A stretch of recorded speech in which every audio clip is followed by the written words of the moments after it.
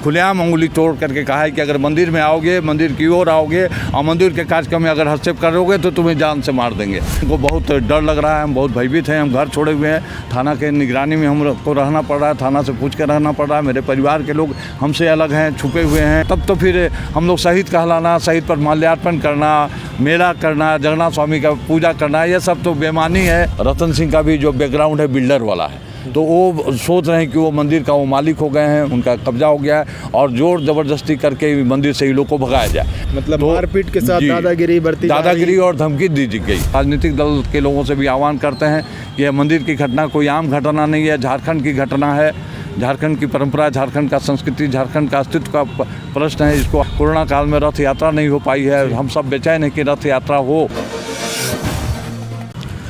अभी तो आपका अंगुली तोड़े हैं, अगर मंदिर परिसर में फिर से नजर आएंगे तो आपका जान ले लेंगे। हाय नमस्कार, मैं विभास कुमार और आप देख रहे हैं जनचर्चा टीवी। और एक बार फिर से हमारे साथ मौजूद है लाल प्रवीण नाथ सहदेव जी। बहुत बहुत स्वागत है आपका।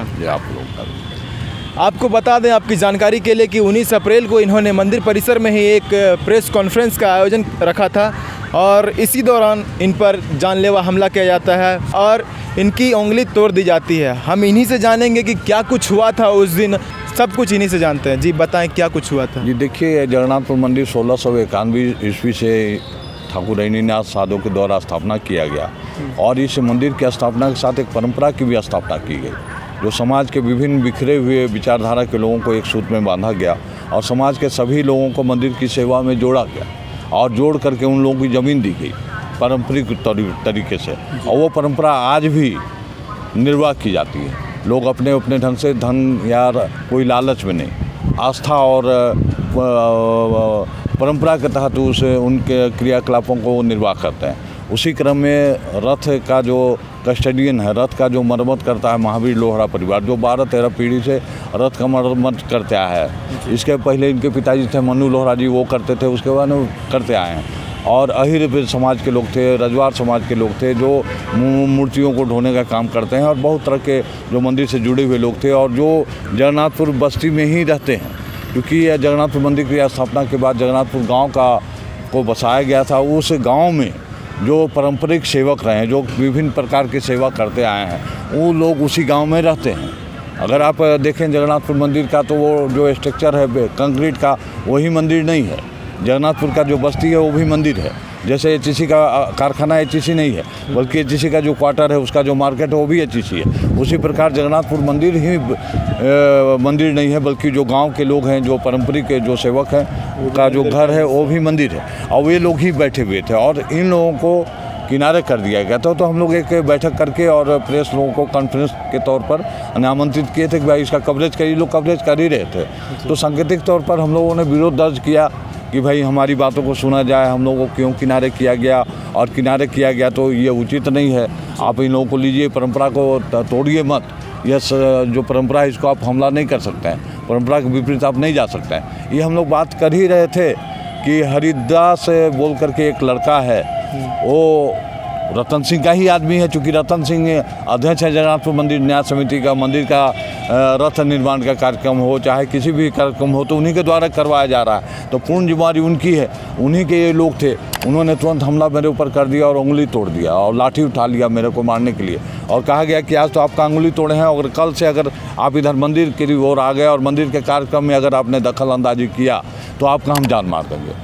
और ये कर ही रहे थे और करके हम लोगों ने, और जो गांव के लोग थे उन लोगों को भी कहा गया कि भाई आप बताइए कौन खतियान की बात करते हैं, कोई खतियान फतियान नहीं, यहाँ किसी का मंदिर नहीं, ये मंदिर जो है वो आप लोग का नहीं, और अगर इधर आ गए तो फिर तो किसी को नहीं छोड़ेंगे। मतलब तो मारपीट के साथ दादागिरी और धमकी दी गई। अब हमारे जैसे सक्षम व्यक्ति जो समाज में सक्रिय हैं, सरकार के साथ हैं, मंदिर में हम संचालन करते हैं, रथ में हम रहते हैं, आज से नहीं बचपन से रहे हैं, 5 वर्ष की उम्र से हम रहे हैं और समिति के हम कोषाध्यक्ष भी हैं और उपायुक्त महोदय हमारे अध्यक्ष भी हैं। उसके पहले भी हम मंदिर में रहे हैं शुरू से ही। हमारे दादाजी ठाकुर देवेंद्र नाथ साधु जो एक सदस्य थे, वो हमें 5 वर्ष की उम्र से अपने साथ रखते थे। बाबूजी हमारे रथ का जो संचालन माइक से करते थे, जिसे आजकल राम रतन नाम की कमेटी आने पर डीएसपी किया करते हैं। तो परंपरा के कारण हम लोग गए थे, तो वहाँ न रतन सिंह का टेलीफोन नंबर है, न सचिव जो हैं उनका टेलीफोन नंबर है, न किसी का, न वो शारीरिक तौर पर हैं, न डिजिटल तौर पर हैं, और मेला परिसर से, उस कार्यक्रम स्थल से नदारत है। और उनके ऐसे गुंडे बदमाश के हाथों में ये हर कार्य को सौंप दिए हैं, जैसे निजी कोई बिल्डर लोग जो काम करते हैं। चूँकि रतन सिंह का भी जो बैकग्राउंड है बिल्डर वाला है, तो वो सोच रहे हैं कि वो मंदिर का वो मालिक हो गए हैं, उनका कब्जा हो गया है, और जोर ज़बरदस्ती करके मंदिर से ही लोग को भगाया जाए। और उन्हीं के जो हरिदास थे और अन्य लोग थे जिन्होंने मेरे ऊपर हमला किया। और इसी बातों की जब जानकारी बड़े भाई साहब को, ठाकुर नवीननाथ साधु को हुई, तो दौड़ते हुए आए। तो रास्ते में कहीं वो चूँकि 4 दिन पहले बीमार थे, उन्हें किसी को बुलाना नहीं चाहिए था, और अगर किसी को बुलाना चाहिए था इसे क्रम में, तो रतन सिंह जी को बुलाना चाहिए था, नरेंद्र को बुलाना चाहिए था, जो सचिव हैं कोषाध्यक्ष को बुलाना चाहिए था, और अन्य समिति के जो लोग हैं उनको बुलाया जाना चाहिए था, जिला प्रशासन को बुलाया जाना था, थाना को सूचना दी जानी चाहिए थी। उन लोगों ने नहीं सूचना दिया। हमारे ऊपर जब हमला हुआ तो तत्काल हमने धुरवा थाना को सूचित किया और हम सुरक्षा की मांग की, तो उन्होंने तत्काल संज्ञान में लेते हुए इस कार्यक्रम को हमको तुरंत कवर किया गया, मेरे को सुरक्षा दी गई, मेरे घर में मेरे गाड़ी को तोड़ दिया गया, घर में हमला किया गया। तो इस तरह की घटना को बहुत बुद्धिमानी से धुरवा थाना ने नियंत्रित किया है। लेकिन उसी दिन आपके भाई की हार्ट अटैक से मौत भी हो गई। जी, बहुत दुखद है, क्योंकि आज हमारे जो बड़े हैं और उनके हम जो अंतिम संस्कार है उसमें हम शामिल नहीं हो पाए, जो बहुत दुख है। यह जीवन भर दुख रहेगा हमको, क्योंकि उस कार्यक्रम में हमको उनके बाद हम ही घर में हमें रहना चाहिए था, हम नहीं रह पाए। बहुत दुख की बात है। और एक बात तो निश्चित है कि जहाँ परंपरा का उल्लंघन होगा तो उसका क्षति तो हम मंदिर को भी होता है, हम लोगों को भी होता है। तो जो परंपरा है, जिस परंपरा के लिए बड़े भाई साहब 2007 में मेला परिषद में जो बैठक हुई थी, उसमें विनय कुमार जी चौबे जी डीसी थे और दिमागकांत पंडा जी थे। जब 2007 में पूरी के मिस्त्रियों के द्वारा रथ का 16 चक्के का रथ है, 1691 से चला आ रहा था, उसे बदल करके 8 चक्के का रथ का निर्माण किया गया। उसी समय वो भी विरोध किए थे, हम भी विरोध किए थे, और वो रथ यात्रा कभी शुभ नहीं रहा, कभी हम लोग सही ढंग से नहीं रहे। और आज पुनः जबकि वही परंपरा के विरोध के कारण ही नई समिति का गठन हुआ था। और ये लोग जो बनाए गए, ये लोग को वो इसलिए बनाए गए कि भाई परंपरा का निर्वाह करें।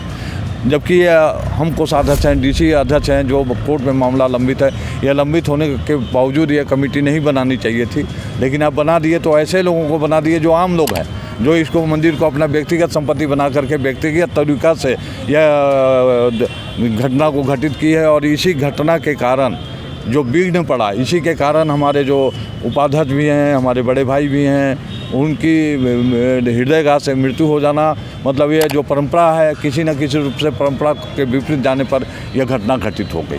जी, बताइए, शहीदों के परिवार से ताल्लुकात रखने के बावजूद भी आप जानते हैं कि जगन्नाथपुर मंदिर में हर वर्ष मेला लगता है, और वो मंदिर में मेला लगने का जो श्रेय जाता है इन्हीं को जाता है, और उन्हीं के साथ ऐसा दुर्व्यवहार किया जाता है, जान लेने की घटना तक हो जाती है। और शहीदों के परिवार से ताल्लुकात रखने वालों को विशेष सुविधा देनी चाहिए, और ऐसा नहीं हो रहा है, उन पर हमला हो जाता है। ऐसा नहीं है कि झारखंड में 1-2 शहीद ही, और भी बहुत सारे लोग हैं शहीदों के परिवार से ताल्लुकात रखते हैं, वो भी कहीं ना कहीं खोते चले जा रहे हैं इस भीड़ में।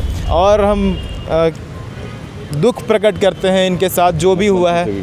और इन्होंने मुख्यमंत्री से भी बात की है आपने, और मुख्यमंत्री को आपने क्या लेटर दिया है?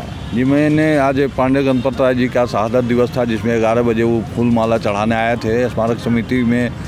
स्मारक स्थल में मैं हर साल पांडे गणपत राय जी के शहादत दिवस और जयंती में उपस्थित रहता हूँ, मुझे आमंत्रित किया जाता है। वहीं पर ठाकुर विश्वनाथ साधु को, पांडे गणपत राय जी को फांसी दी गई थी।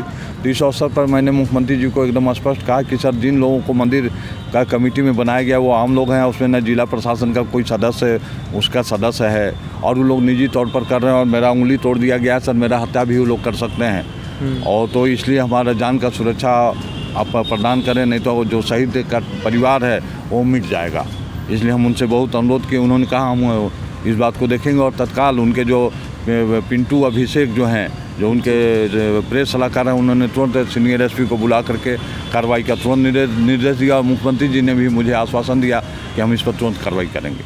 मतलब सरकार आपके साथ है जी।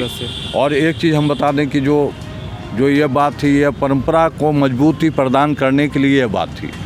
अखबारों के माध्यम से दिखाया जा रहा है कि भाई भाई का झगड़ा है, भाई भाई के झगड़ा के चलते उन्हें हृदयघात हुआ। ऐसा है ही नहीं। हमने तो परंपरा को मजबूत करने के लिए उनकी जो लड़ाई है, उन्होंने जो लड़ाई छेड़ी है, उसी लड़ाई को मजबूती प्रदान करने के लिए आज भी जो 12 समिति के सदस्यों के बीच में जो उन्हें उपाध्यक्ष का जो पद दिया गया, वो परंपरा के तहत ही दी गई। तो उस परंपरा को मजबूत करने के लिए हम गए। उनके विरोध में मेरी कोई बात नहीं है। हमारा कार्यक्रम परंपरा को मजबूत करने का है। तो ये तो जो दिखाया जा रहा है, तो निश्चित तौर पर रतन सिंह का यह कार्रवाई है कि भाई इस तरह की बातों में आप नहीं आते हैं, आप अपने लोगों को नहीं बुलाते हैं, प्रशासन को नहीं भेजते हैं और हमारे परिवार को खड़ा कर देते हैं मेरे विरोध में। आप हमारे परिवार के लोगों को हथियार बना रहे हैं और उससे फ़ायदा तो आप ही को हुआ। इस घटना से हमारे बड़े भाई साहब जो उपाध्यक्ष हैं, जो आपके समिति में एकमात्र व्यक्ति थे जो मंदिर के पारंपरिक सदस्य के रूप में थे, उनकी हृदयाघात से मृत्यु हो गई। और आप मेरे को भी हटाने के लिए आपने हत्या का प्रयास कर रहे हैं। आपने हमको असुरक्षित कर दिया है और हमें हत्या कर दी जाएगी हमें महसूस हो रही है। और आपके लोगों ने मुझे खुलेआम अंगुली तोड़ करके कहा है कि अगर मंदिर में आओगे, मंदिर की ओर आओगे और मंदिर के कार्यक्रम में अगर हस्तक्षेप करोगे तो तुम्हें जान से मार देंगे।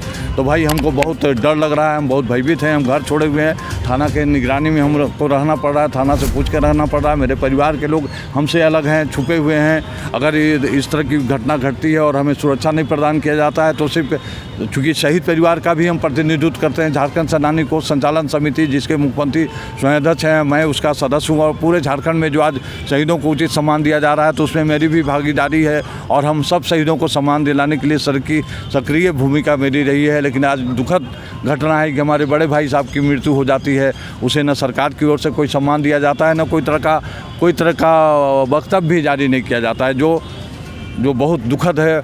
और इसके लिए भी हम सरकार से अनुरोध करते हैं कि इस तरह का कम से कम शहीदों को उपेक्षित नहीं किया जाए। और शहीदों के संदर्भ में आपका निर्देश है उपायुक्त महोदय, क्योंकि उनके घर में जाएं, उनके कष्टों को समझें और दूर करें।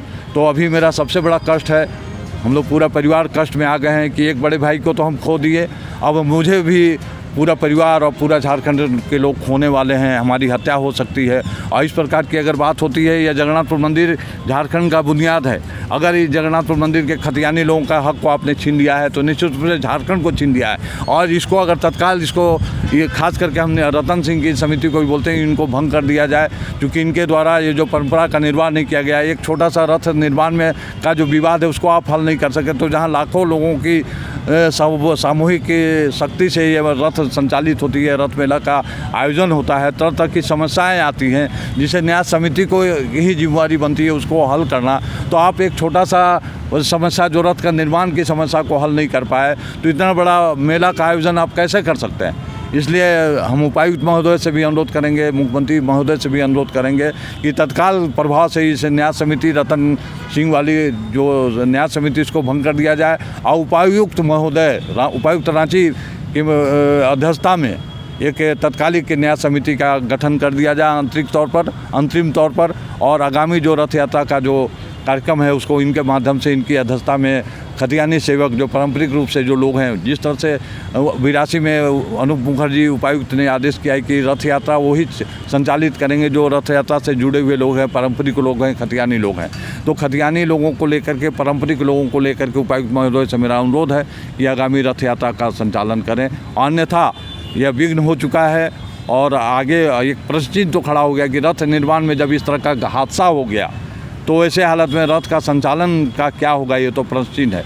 इसलिए मेरा अनुरोध है कि पहला तो हमको हमारे पूरे परिवार को आप सुरक्षा प्रदान करें। मेरी पत्नी, मेरी बेटी, मेरी साड़ू की बेटी ये छुप के रह रही है, मेरे गाड़ी को हमला किया जा रहा है, घर में हमला किया जा रहा है, हमला करवाया जा रहा है और खुलेआम धमकी दी जा रही है कि वो कहाँ भाग के छुपा हुआ, वो आएगा तो उसका हम लोग जान मार देंगे। तो ऐसे हालत में अगर सरकार इसको संज्ञान नहीं लेती है तो ये बहुत दुखद है। और तब तो फिर हम लोग शहीद कहलाना, शहीद पर माल्यार्पण करना, मेला करना, जगन्नाथ स्वामी का पूजा करना, ये सब तो बेईमानी है।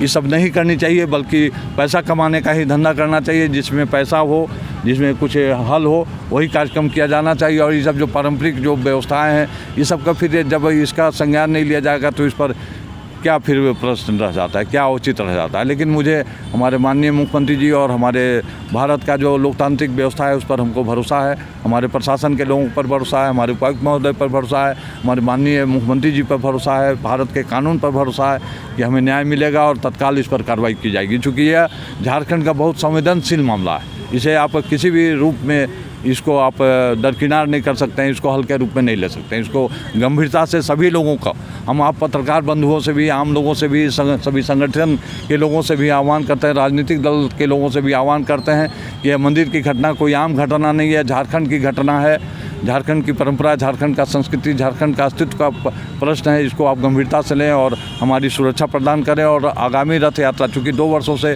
कोरोना काल में रथ यात्रा नहीं हो पाई है, हम सब बेचैन हैं कि रथ यात्रा हो, तो रथ यात्रा कैसे संपन्न हो, उसके लिए तत्काल उपायुक्त महोदय स्वयं के स्तर पर माननीय मुख्यमंत्री के द्वारा भी निर्देशित किया जाए कि वो तुरंत तत्काल विधि व्यवस्था, चूँकि भंग हो चुकी है, वो अपने हाथों में, उनके पास विशाल शक्ति है विधि व्यवस्था को के लिए, तो वो अपने हाथ में लेते हुए उनकी अध्यक्षता में अब की रथ यात्रा हम लोग निष्पक्ष रूप से सभी लोगों का सहयोग लेकर के हम लोग संचालित करें। इन्हीं शब्दों के साथ अनुरोध है कि हमें पुनः हमारी मेरी हत्या होने से बचाया जाए हमें, और हमारे परिवार को सुरक्षा प्रदान किया जाए। जय जगन्नाथ, जय अमर शहीद। बहुत शुक्रिया आपका हमारे साथ जुड़े रहने के लिए। आपको भी बहुत बहुत धन्यवाद। तो जैसा कि आपने सुना कि लाल प्रवीण नाथ सदैव का यही कहना है कि इन्हें और इनके पूरे परिवार को सुरक्षा प्रदान करी जाए, और जो मंदिर का कार्यभार है, मंदिर में जो मेला लगता है उसका भी कार्यभार इन्हीं को सौंपा जाए, और जो रतन सिंह है उन पर एक उचित कार्यवाही की जाए। बाकी की तमाम खबरों के लिए आप देखते रहिए जनचर्चा टीवी, और इस खबर में अगर कुछ और भी अपडेट आता है तो वो भी हम आपके साथ शेयर करेंगे। जुड़े रहिए हमारे साथ। मैं विभास कुमार, रांची।